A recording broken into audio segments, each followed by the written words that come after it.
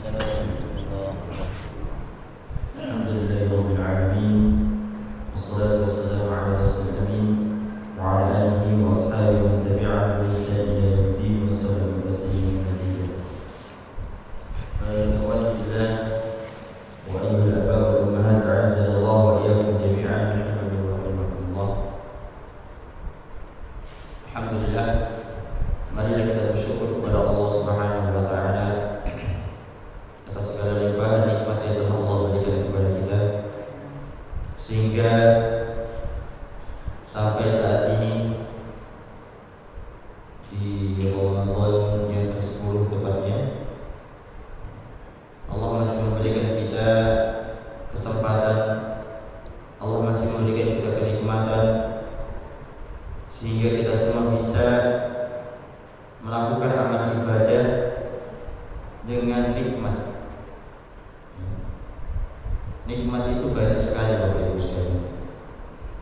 Nikmat sehat, waktu luang yang kami ulang-ulangi setiap ada kajian subuh, ya.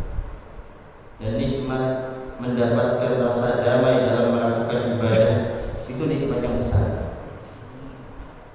Betapa banyak negeri-negeri yang mereka untuk beribadah sholat saja setengah mati, gangguannya sangat besar. Oleh karena itu, hendaklah kita senantiasa bersyukur, senantiasa menanamkan dalam hati kita untuk selalu mensyukuri nikmat-nikmat yang Allah berikan kepada kita, sehingga jika kita demikian senantiasa bersyukur, semoga Allah Subhanahu wa taala menjadikan kita orang-orang yang mendapatkan predikat asy-syakur, predikat orang-orang yang senantiasa suka bersyukur, dan Allah Subhanahu wa taala menghindarkan kita dari predikat al-kufur, predikat orang-orang yang senantiasa tidak suka bersyukur terhadap nikmat Allah Subhanahu wa taala. Kemudian tak lupa pula salawat serta taslim kita curahkan kepada baginda Nabi Allah Muhammad sallallahu alaihi wasallam, kepada para sahabatnya, kepada para keluarganya, dan kepada orang-orang yang senantiasa mengikuti ajaran sunnahnya hingga akhir zaman nanti. Kemudian Bapak Ibu sekalian yang kami muliakan Allah Subhanahu wa taala, alhamdulillah kita sudah mencapai hampir setengah bulan Ramadan ya. Ini merupakan sesuatu yang luar biasa yang kami perhatikan dari awal Ramadan sampai sekarang masuk ke Ramadan yang ke-10. Kami melihat Masjid Baitul Ma'mur ini benar-benar orang-orangnya semangat beribadah. Kalau sholat yang kami lihat, Masya Allah, ya, semangat untuk sholat, datang ke masjid. Dan ini adalah sesuatu yang besar sisi Allah Subhanahu wa taala. Dan ini anugerah dari Allah. Betapa banyak orang dengan lihat Bapak Ibu sekalian, masjid-masjid yang besar, ya, mewah, tapi jumlah jamaahnya itu hanya berapa? Jadi sebenarnya yang menjadikan masjid itu menjadi masjid yang Allah Subhanahu wa taala cintai bukan karena besarnya masjid tersebut, bukan karena fisik dari masjid tersebut, akan tetapi siapa yang memakmurkan masjid tersebut. Dan ini sesuatu yang luar biasa. Baik ketika tarawih, maghrib, salat isya, subuh, alhamdulillah jamaahnya semangat. Dan kami doakan semoga jaringan sekalian dan kami yang menyampaikan ini Allah memberikan keistiqomahan dalam melakukan amal ibadah. Allahumma amin. Kemudian Bapak Ibu sekalian rahmati dari Allah Subhanahu wa taala, berkaitan dengan bulan Ramadan, para ulama menyebutkan bahwasanya bulan Ramadan itu adalah bulan ampun, bulan ampunan yang mana? Kenapa bisa dikatakan bulan ampunan? Ketika seorang itu melakukan amal ibadah puasa saja misalnya, maka Allah Subhanahu wa taala akan memberikan ganjaran ampunan terhadap dosa-dosa yang dia lakukan di masa yang lalu. Dosa-dosa kecil maksudnya. Kalau yang dosa-dosa besar, nah, tidak cukup hanya dengan melakukan amal-amal biasa seperti puasa, tarawih, amalan-amalan yang dilakukan di bulan Ramadan, ya. Jikalau dia melakukan amalan tersebut, maka Allah ampuni dosa-dosanya kecuali dosa-dosa besar. Kalau dosa-dosa besar harus didasari dengan adanya taubat nasuhah, taubat yang benar. Kemudian juga para ulama menyebutkan bulan Ramadan ini adalah bulan Al-Quran. Sebagaimana firman Allah Subhanahu wa taala yang biasa didengar-dengar. Kalau misalnya saya imam, biasanya membaca ya Quran surat Al-Baqarah ayat 185. Ya. Allah berfirman di awal-awal itu, Syahrul Ramadan alladzi unzila fihil Qur'an. Bulan Ramadan itu yang mana diturunkan Al-Quran di dalamnya. Jadi Al-Quran itu turun ketika bulan Ramadan. Jadi pertama kali Rasulullah Muhammad SAW membaca Al-Quran itu di bulan apa? Bulan Ramadan. Ini sudah menunjukkan bahwasanya betapa pentingnya ketika orang itu memasuki bulan Ramadan, maka dia memuliakan Al-Quran. Ya, memuliakan Al-Quran dalam artian apa? Senantiasa mendekati Al-Quran. Mendekatinya, taruh di samping, kemudian kita duduk itu. Nah, ini pemahaman yang salah. Mendekati Al-Quran dalam artian apa? Kita senantiasa membuka Al-Quran tersebut, tidak membiarkan Al-Quran tersebut hanya sebagai pajangan, tidak membiarkan Al-Quran tersebut hanya berdebu di lemari kita saja. Akan tetapi ketika datang bulan Ramadan, justru ketika di luar bulan Ramadan kita jarang membaca Al-Quran, maka ketika masuk bulan Ramadan kita senantiasa bersemangat membaca Al-Quran. Kenapa? Karena Al-Quran diturunkan di bulan Ramadan. Dan ketika seorang itu dekat dengan Al-Quran di bulan Ramadan, maka dia akan mendapatkan keutamaan yang sangat besar. Sangat besar. Kenapa? Bayangkan saja Bapak Ibu sekalian, ketika memasuki bulan Ramadan dengan melakukan ibadah puasa, kemudian Allah Subhanahu wa taala mengampuni dosa-dosa jenengan kalau didasar dengan iman dan ihtisab. Ya.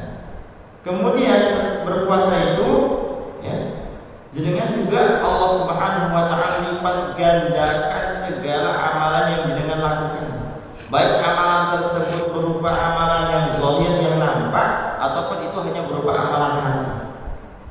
Ini plus-plusnya banyak ini bulan Ramadan. Kemudian bulan Ramadan itu istimewaannya diturunkan bulan Al-Quran. Kemudian jenengan selalu senantiasa mendekati Al-Quran, membaca Al-Quran. Maka ya, ketika jenengan baca Al-Quran, yang mana setiap hurufnya itu mendapatkan 10 kebaikan.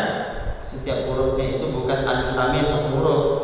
Alif lam mim itu 3 huruf, alif lam mim. Berarti 30 kebaikan.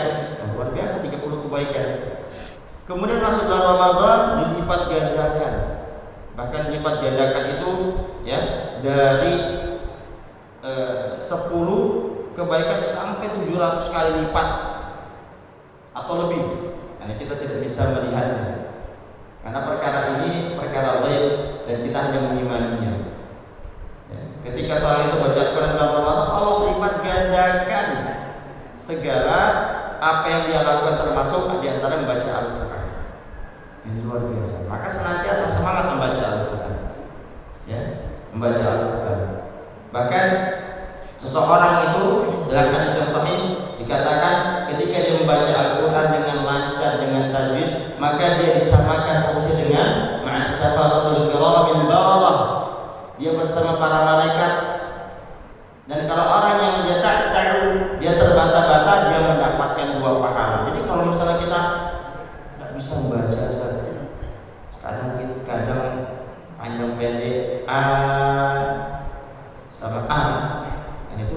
saja sudah sulit dibedakan. Ya, tidak masalah Bapak Ibu sekalian. Tetap membaca.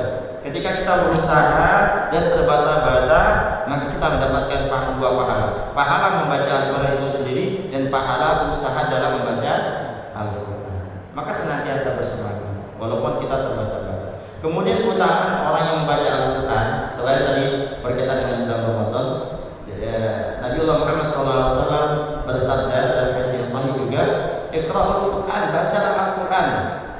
Nah, ini merupakan sigah ajakan. Bacalah Al-Quran. Fa innahu ya'ti yaumal qiyamah syafi'an li ashabi. Karena pada hari kiamat nanti dia akan datang. Ya, untuk apa? Untuk menjadi syafaat bagi orang yang suka membacanya. Jadi ketika hari kiamat itu, ya, di masa di mana orang itu dia membutuhkan sekali syafaat, tidak ada nama kecuali nama Allah Subhanahu wa taala, dengan dia senantiasa menjadi orang yang suka membaca Al-Quran selama di dunia, maka Al-Quran tersebut akan menjadi syafaat baginya kelak di hari akhir nanti. Ya. Maka orang-orang yang suka membaca Al-Quran keutamanya banyak. Bahkan di antara keutamaan yang lain dalam hadis yang masyhur, Rasulullah SAW menyebutkan khairukum man ta'allama al-Qur'an wa 'allama. Sebaik-baik yang paling terbaik di antara kalian adalah orang yang dia senantiasa belajar Al-Quran, belajar. Ya, contoh misalnya ada kajian tafsir, ada kajian tajwid, mendengarkan kajian langsung pengen semangat belajar. Tidak memandang saya sudah tua, saya sudah berilmu. Tidak seperti itu. Kan dengan kajian tafsir merasa ini kesempatan saya. Bacaan saya selama ini kira-kira benar apa enggak? Sebab kalau saya salah membaca Al-Quran terus seperti ini dan tidak mau belajar, bisa jadi saya mendapatkan dosa karena berubah makna. Ketika mendengarkan, oh di sana ada tafsir, semangat belajar, dikarenakan niat apa? Memperbaiki bacaan kita, karena menghindarkan kita dari kesalahan yang banyak. Ya.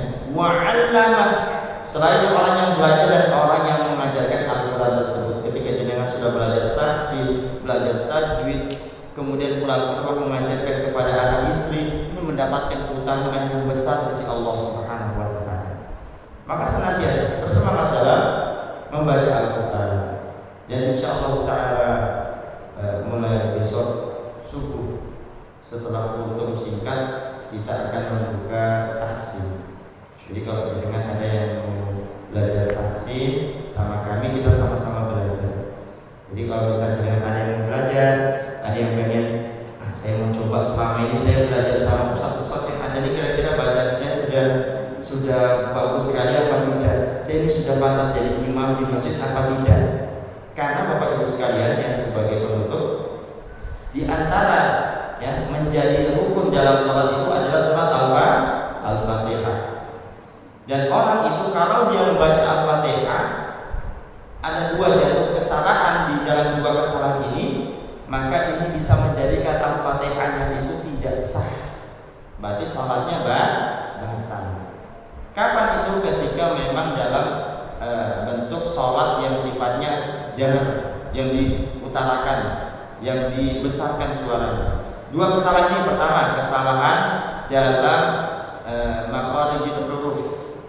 Jadi kesalahan ini kesalahan jali, kesalahan yang fatal, yang harusnya dibaca misalnya tapi dibacanya u.